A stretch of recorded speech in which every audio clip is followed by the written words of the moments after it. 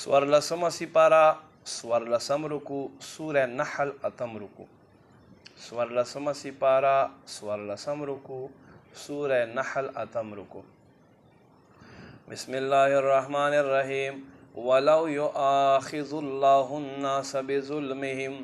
کچرتا اللہ خلق په ظلم باندې گرفت کولای د خلق ظلم سره ما ترک علیها من دابه نبی او پری خود پزمکه باندې یو هم ګرځیدونکی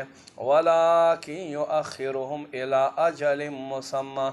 لیکن یو ټهراو شوی واده پورې مهلت ورکي فاذا جاء اجلهم پس وخت راشي وخت د دوی د نیټه لا یستاخرون ساعتا نبی یو ساعت رستو کیږي ولا یستقدمون او نبی مخ کیږي ويجعلون لله ما يكرهون الله د پاره هغه ټهراو کړ چې خپل نه خوښوي وتصف السنتهم الكذبا او دوی په جبو باندې دروغ دي ان لهم الحسنى بشکا دوی د پاره خېګړه ده لا جرم خامخ ان لهم النار بشکا دوی د پاره اور دي وانهم مفرطون او دوی حد نه تیریدونکي دي تالله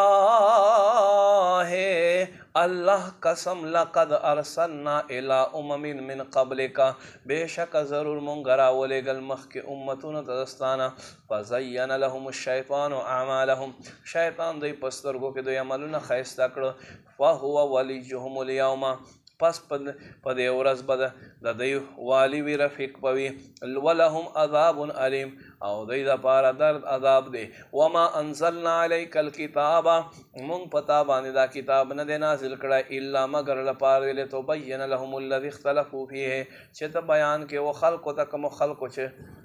اختلاف وکړو په دې خبره کې وهدى ورحمه او دا الله کلام هدایت او رحمت لقوم یؤمنون او خلق لره چې څوک ایمان لري والله انزل من السماء ماء الله آسمان نه اوبراخ کتکړې فاحیا به الارض بعد موتها پس په دې سره ځمکه مړ کې دانه وروسته ژوندی کړه ان فی ذلک لآیة بېشکه ضرور په دې کې نښې دي لقوم یسمعون قوم لره څوک چې اوري